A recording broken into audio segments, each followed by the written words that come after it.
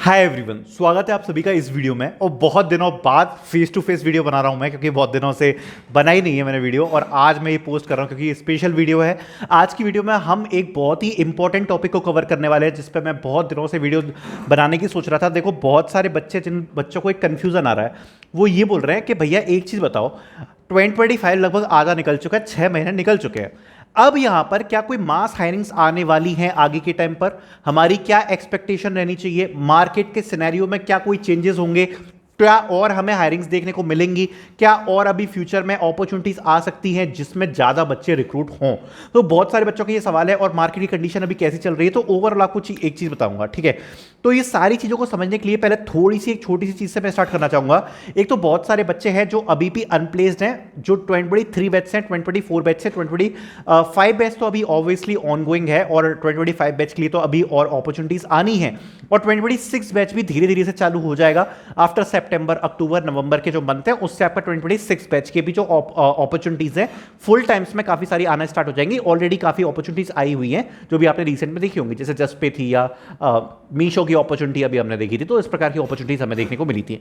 तो एक सबसे छोटी चीज से चालू करूंगा, वो ये है कि काफी बच्चे अभी 2024 बैच से हैं, 2025 बैच से हैं, और 2023 बैच से भी होंगे।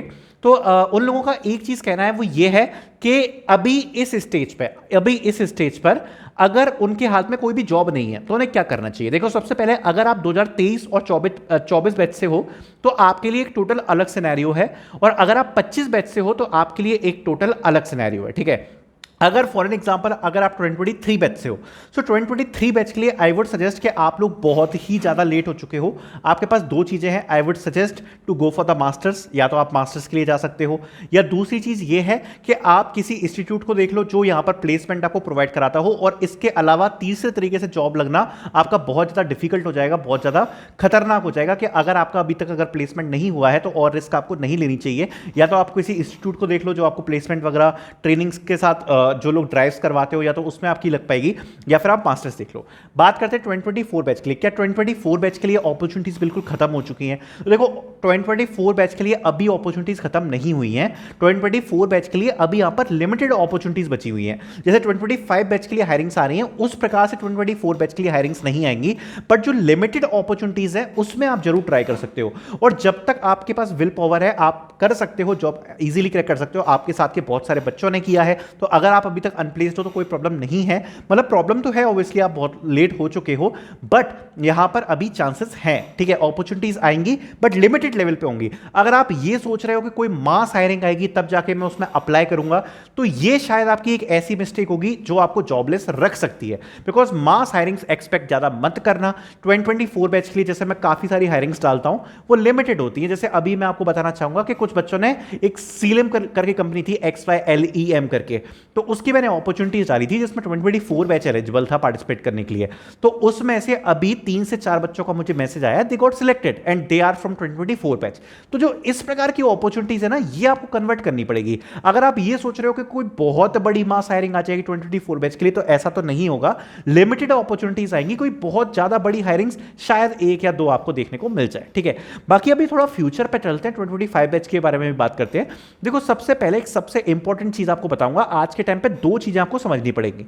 अब जैसे आज उबर का एग्जाम था, या किसी भी कंपनी कोई अगर एग्जाम कंडक्ट कराती है, अभी आपने लिंक्डइन पर भी एक पोस्ट देखा होगा जो कि काफी ज्यादा वायरल हो रहा है। तो उनकी कंपनी को 3 से 4 सॉफ्टवेयर इंजीनियर की रिक्वायरमेंट थी, और उन्होंने हायरिंग केवल 1 दिन के लिए ओपन रखी, only 1 day to apply, and 3 से 4 ओपनिंग्स थी, एंड दे गॉट 12,000 एप्लीकेशंस। आप अगर किसी भी जॉब अपॉर्चुनिटी को पोस्ट कर रहे हो, भले ही उसमें 3 सॉफ्टवेयर इंजीनियर हायर कर रहे हैं, 5 कर रहे हैं, 10 कर रहे हैं, जब आप नंबर्स देखोगे ना एप्लीकेशन के, तो एप्लीकेशन नंबर, क्योंकि मैं जब डिलॉयट में भी था तो मैं इस चीज को देखता था, इवन किसी प्रोजेक्ट में जब 2 या 3 फ्रेशर्स की रिक्वायरमेंट होती थी, they get application more than 10,000 20,000, okay, for 2 to 3 application. This is the biggest problem, और यही कारण है जिसकी वजह से रिवर्ट्स नहीं आते हैं।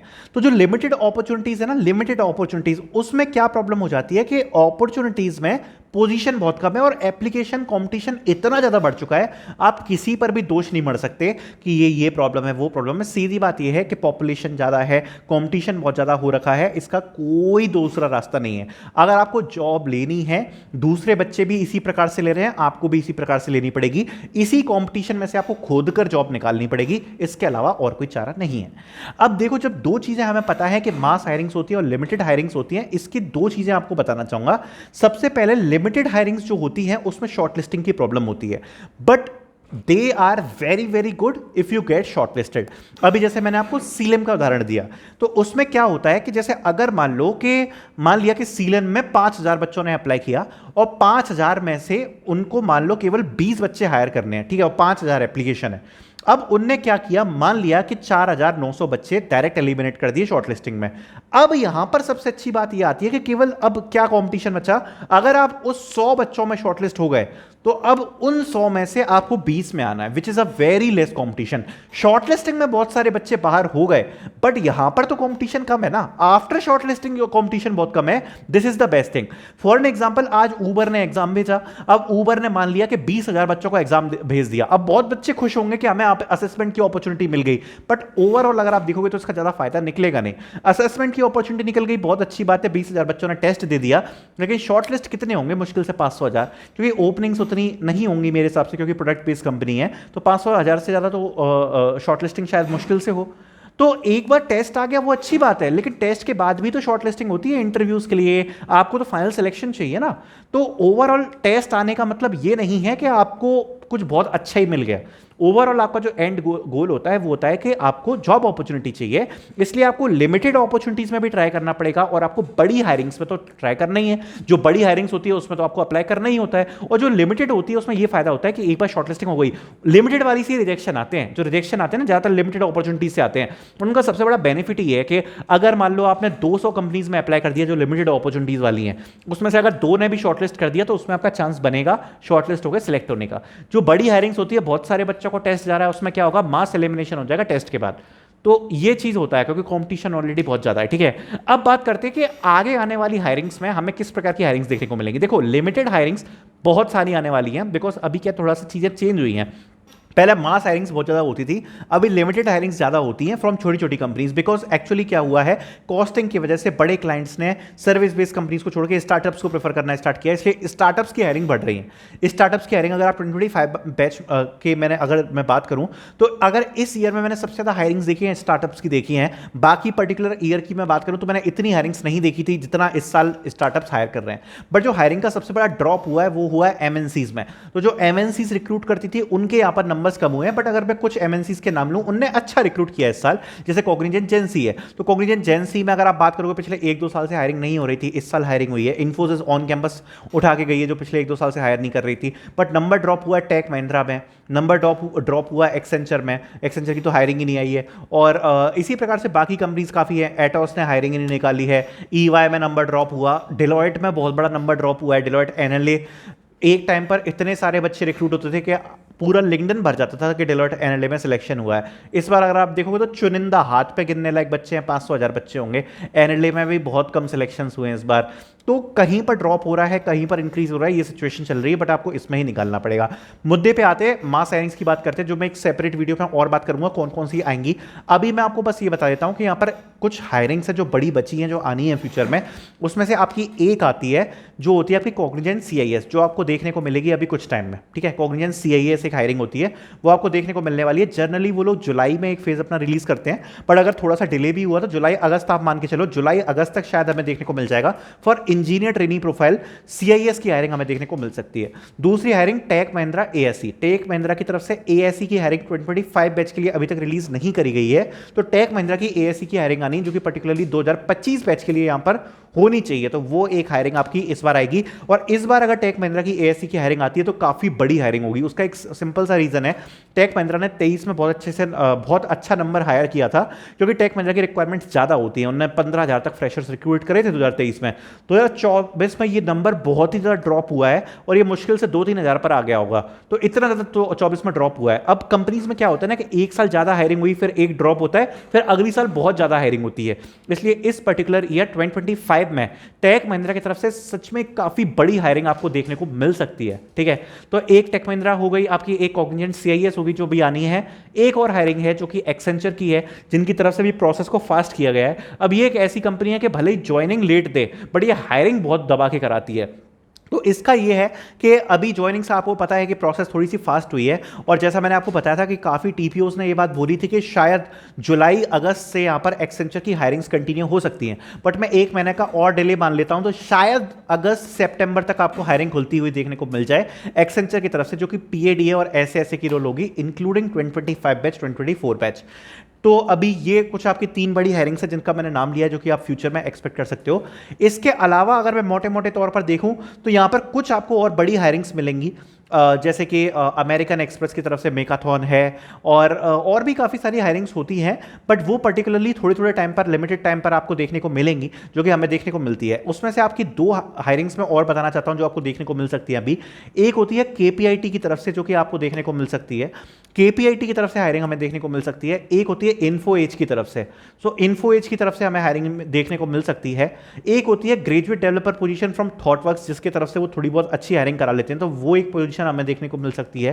साथ साथ में कुछ ग्रेजुएट प्रोग्राम्स होते हैं जो कि अभी आने बाकी हैं, जैसे M3 ने तो अभी एक ग्रेजुएट प्रोग्राम कंडक्ट कराया था, उसी की तरह से यहाँ पर एक बिरला सॉफ्ट का प्रोग्राम होता है जो कि इस साल आ सकता है, क्योंकि लास्ट अगर आप 2 साल की बात करो तो लास्ट 2 साल से बिरला सॉफ्ट का हमें अप्रेंटिसशिप प्रोग्राम देखने को मिल रहा है, तो इस साल भी हमें देखने को मिल सकता है। तो अभी इस प्रकार की कुछ हायरिंग्स है जो हमें फ्यूचर में देखने को मिल जाएंगी, बट जो मार्केट सिनेरियो है वो मैंने आपको थोड़ा सा क्लियर करने की कोशिश किया कि आप किस प्रकार की हायरिंग्स पर भी कैसे कैसे फोकस कर सकते हो। 2 चीज़ें और बोलना चाहूँगा लास्ट में, जो सबसे ज़्यादा मैटर करता है वो कहीं ना कहीं एक चीज़ है, वो है कन्वर्जन। अब देखो कई बच्चों का क्या होता है कि एक अपॉर्चुनिटी से रिवर्ट आया, वो उसी को कन्वर्ट कर लेते हैं। कन्वर्जन बहुत इंपॉर्टेंट है, रिवर्ट्स इंपॉर्टेंट, रिवर्ट्स काफ़ी बच्चे मानते हैं कि रिवर्ट्स इंपॉर्टेंट है, बट मेरे हिसाब से रिवर्ट्स क्योंकि जितना मैंने देखा है रिवर्ट्स से भी ज़्यादा कन्वर्जन इंपॉर्टेंट होता है। अब मान लो किसी कंपनी का रिवर्ट आ गया, ठीक है, लेकिन अगर आप उस अपॉर्चुनिटी को कन्वर्ट नहीं कर पाए जॉब में, तो वो चीज़ सही नहीं होती, और मेरे हिसाब से कन्वर्जन लगभग 33% होना चाहिए। मतलब अगर आपको 3 किसी अच्छी कंपनी से रिवर्ट आ रहा है, तो उन 3 में से एटलीस्ट एक कंपनी में आपको कन्वर्ट ऑफर करना चाहिए। और अगर आपका 33% का नहीं है, अगर आपका रेट चल रहा है सक्सेसफुल रेट, तो आपको प्रॉब्लम्स आ सकती है जॉब में। ठीक है, तो इसलिए कोशिश करना कि 33% का रेट एटलीस्ट रखो। अगर 3 अपॉर्चुनिटीज़ आ रही हैं जिनसे आपको रिवर्ट्स आ रहा है, तो 3 में से ऐसी ट्राई करो जिसमें से एटलीस्ट एक अपॉर्चुनिटी ऐसी हो जिसमें आप लास्ट के इंटरव्यू तक पहुंचो, जिससे आपके कन्वर्जन के चांस हो। बाकी डेली आपको 2 काम करने हैं, अपनी मेंटल हेल्थ का ध्यान रखना है, फिजिकल हेल्थ का ध्यान रखना है, और अपने दिमाग को स्वस्थ रख के एक चीज़ बस आपको दिमाग में रखनी है कि आपका एंड गोल है जॉब। आपको कुछ भी करना पड़े, आपको जॉब चाहिए। एंड गोल आपका जॉब है। जिस दिन आप खुद के मन से हार जाओगे उस दिन आप हार जाओगे। आपकी खुद की हार केवल उस वक्त होगी जब आप मन से हार जाओगे। काफ़ी सारी स्टोरीज हैं मेरे पास बनाने के लिए, ऐसे ऐसे बच्चों की स्टोरीज है, अगर कभी मैंने सुना दिया आंसू आ जाएंगे आपकी आंखों में। ऐसे ऐसे बच्चे हैं जिन्होंने ऐसी ऐसी सिचुएशन से जाने क्या क्या करके दिखाया है। वो लोग कर सकते हैं तो आप भी कर सकते हो, कोई प्रॉब्लम नहीं है, हो जाएगा। बस अपने आप पे विश्वास रखो, कभी टूटना नहीं है, हिम्मत रखनी है। और ये एक ऐसी चीज़ है जो जिंदगी की एक सबसे टफेस्ट फाइट होती है। आपका कॉलेज लेना वेना, आपका बाकी कोई फाइट जो होगी जिंदगी की वो अलग होगी। ये जिंदगी का सबसे कठिन पड़ाव है, तो इतनी आसानी से तो नहीं पार होगा। इसके लिए मेहनत लगेगी, अच्छी खासी मेहनत लगेगी, और कोशिश करना है कि जब तक हमें अपनी सफलता नहीं मिलेगी उससे पहले हम पीछे हटेंगे नहीं। यही एंड गोल लेकर मन में चलना है और अपना बेस्ट ट्राई करते रहना है। All the best for your future and thank you so much for watching. अभी मैं एक डिटेल वीडियो लेकर आने वाला हूं जिसमें एक एक रोल को मैं डिस्कस करूंगा विथ रिस्पेक्टिव कंपनीज के किस रोल की कौन सी हायरिंग अभी फ्यूचर में आ सकती है। Thank you so much for watching this.